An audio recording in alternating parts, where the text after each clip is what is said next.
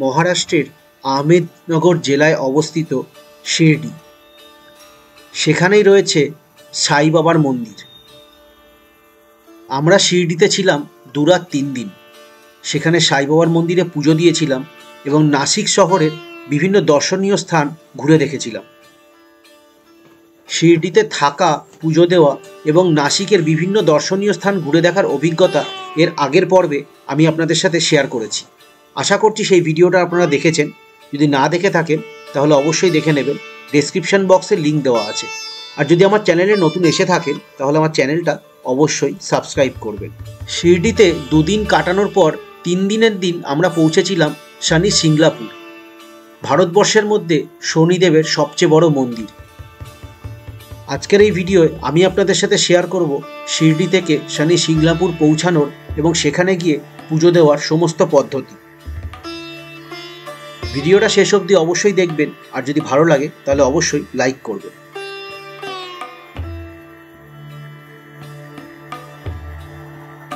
দ্বিতীয় দিন নাসিকের site scene করে এবং ত্র্যম্বকেশ্বর জ্যোতির্লিঙ্গে পুজো দিয়ে আমরা ফিরে এসেছিলাম শিরডিতে।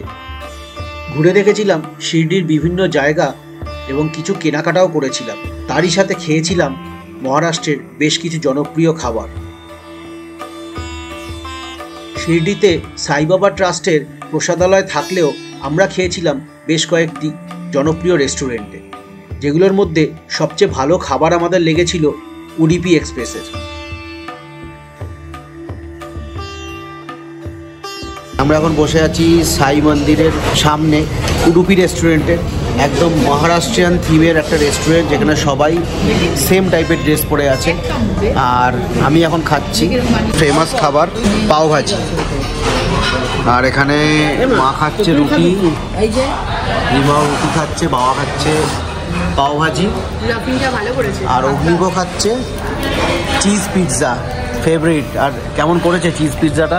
দারুণ করেছে। কালকে সকালে আমরা এখান থেকে শনি সিগনা যাব, যেটা শনিদেবের মন্দির, কালকে শনিবার। আর সেখান থেকে এসে তারপর আমাদের চেক আউট দুপুর 1টার সময়।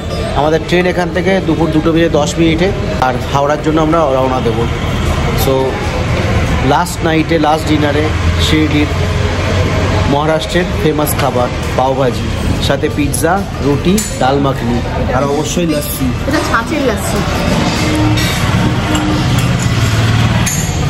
ছাঁচের লস্যি। ডিনার করে আমরা ফিরে এসেছিলাম আমাদের হোটেল সাই সামিটে। পরদিন সকালে ভোর 5টার সময় একটা রিজার্ভ গাড়ি নিয়ে আমরা রওনা হয়েছিলাম শিরডি থেকে শনি সিংলাপুরের জন্য। শিরডি থেকে শনি সিংলাপুরের দূরত্ব প্রায় 70 কিলোমিটার এবং এই দূরত্ব অতিক্রম করতে সময় লেগেছিল আমাদের প্রায় 2 ঘন্টা। শিরডি থেকে শনি সিংলাপুরের জন্য শেয়ার ক্যাবও পাওয়া যায়, যার ভাড়া পড়ে 200 টাকা জন প্রতি। আমাদের রিজার্ভ গাড়ির ভাড়া পড়েছিল 2500 টাকা শিরডি থেকে সিংলাপুর যাওয়া, পুজো দেওয়া এবং ফিরে আসার জন্য। সিংলাপুর পৌঁছানোর বেশ কিছুটা আগেই আমরা দেখতে পেলাম অনেক গরুর গাড়ি এবং জানতে পারলাম রাস্তার পাশে বেশ কিছু ধাবাতে গরুর দ্বারা চালিত মেশিন দিয়ে এখনো আখের রস তৈরি হয়।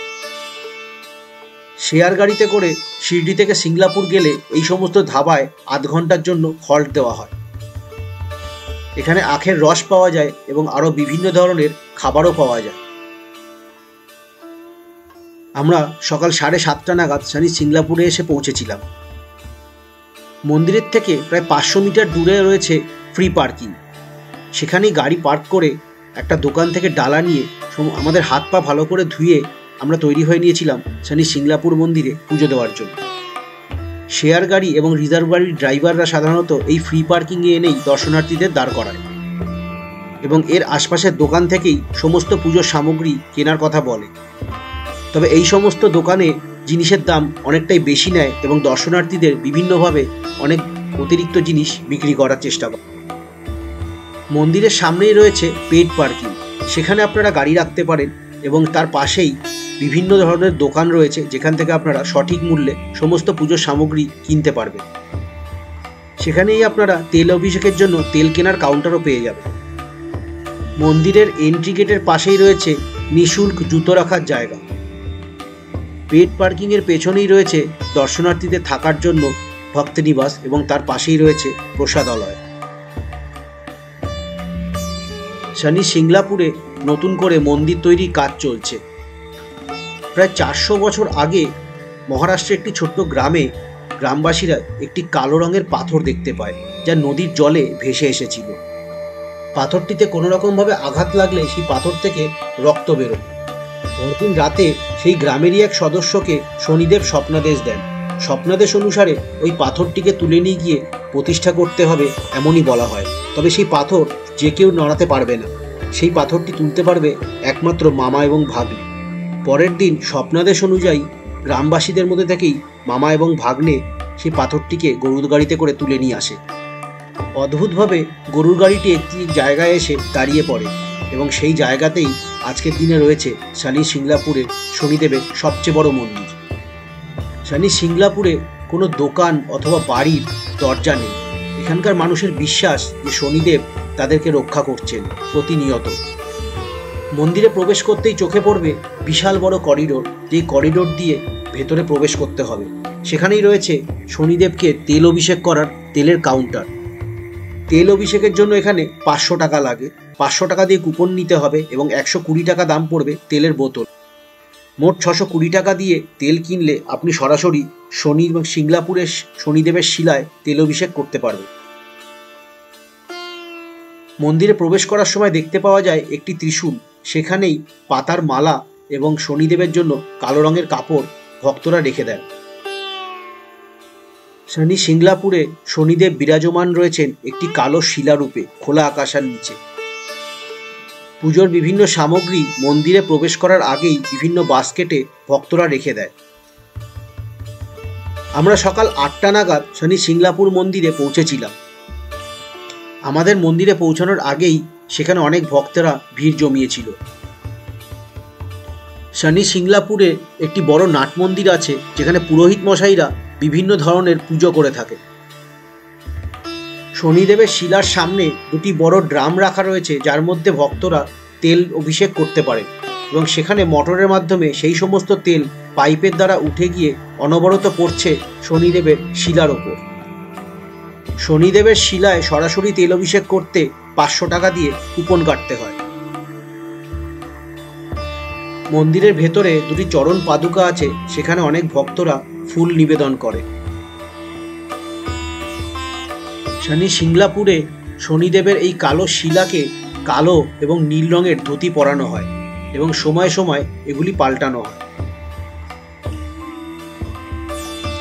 শনি সিংলাপুর মন্দিরে তেল অভিষেক করার পর আমরা চরণ পাদুকায় ফুল নিবেদন করেছিলাম এবং ধূপ দিয়ে আরতিও করেছিলাম।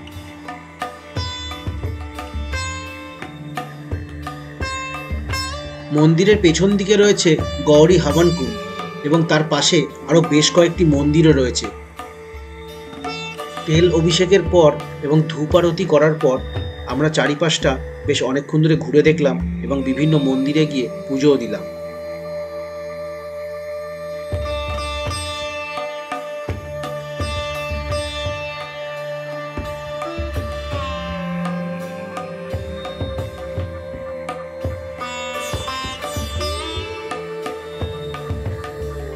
মন্দিরের পেছন দিকে একটি বড় শিবলিঙ্গ ছিল এবং নন্দীদেব ছিল। আমরা সেখানে গিয়ে জল অভিষেকও করেছিলাম। শনি জয়ন্তীর দিন শনি সিংলাপুর মন্দিরে সারা ভারতবর্ষ থেকে দর্শনার্থীরা আসে এবং তেল অভিষেক করে এবং পুজো দেয় এবং নিজের মনস্কামনা জানায় ন্যায়ের দেবতা শনিদেবকে। সারা ভারতবর্ষের মধ্যে এটি শনিদেবের সবচেয়ে বড় মন্দির এবং এখানে এই কালো শিলারূপে শনিদেব বিরাজমান আছেন খোলা আকাশের নিচে। মন্দিরের ভেতরে তৈরি করা হয়েছে বিশাল বড় করিডোর, যা ঘুরে দেখতে প্রায় 1 ঘন্টারও বেশি সময় লেগেছিল আমাদের। মন্দিরের নতুন করিডোরের ভেতর তৈরি করা হয়েছে বিষ্ণুদেবের 10 অবতার। সাথে রয়েছে গণেশজির মূর্তি, মা সরস্বতীর মূর্তি এবং মা লক্ষ্মীর মূর্তি। যারা শিরডিতে ঘুরতে যান তারা অবশ্যই শনি সিংলাপুরের এই মন্দির দর্শন করবেন। শিরডি থেকে মাত্র 200 টাকার বিনিময়ে আপনারা পেয়ে যাবেন শেয়ার ক্যাব, যা শিরডি থেকে আপনাদের শনি সিংলাপুর মন্দিরে নিয়ে আসবে এবং ফেরত নিয়ে যাবে শিরডি থেকে। সিংলাপুরের প্রত্যেকটি মানুষের বিশ্বাস যে শনিদেব প্রতি মুহূর্তে তাদের রক্ষা করে চলেছেন। তাই জন্য এখানে কোনো বাড়িতে দরজা নেই, এমনকি কোনো দোকানেও দরজা দেখতে পাওয়া যায় না। এখানে যত ব্যাংক আছে, যত এটিএম আছে, কোথাও কোনো দরজা নেই। শিরডি থেকে শনি সিংলাপুর পৌঁছানো এবং সেখানে পুজো দেওয়ার সমস্ত পদ্ধতি এই ভিডিওয়ে আমি আপনাদের সাথে শেয়ার করলাম। আশা করছি ভিডিওটা আপনাদের ভালো লেগেছে। যদি ভালো লেগে থাকে ভিডিওটা অবশ্যই লাইক করবেন, আর যদি আমার চ্যানেল নতুন এসে থাকেন আমার চ্যানেলটি অবশ্যই সাবস্ক্রাইব করবেন। আপনাদের সাথে খুব শিগগিরই দেখা হবে একটি নতুন ভিডিওয়, একটি নতুন ভ্রমণ কাহিনীর সাথে। ততক্ষণ দেখতে থাকুন ট্রিপ টু ওয়াচ আর সঙ্গে থাকুন।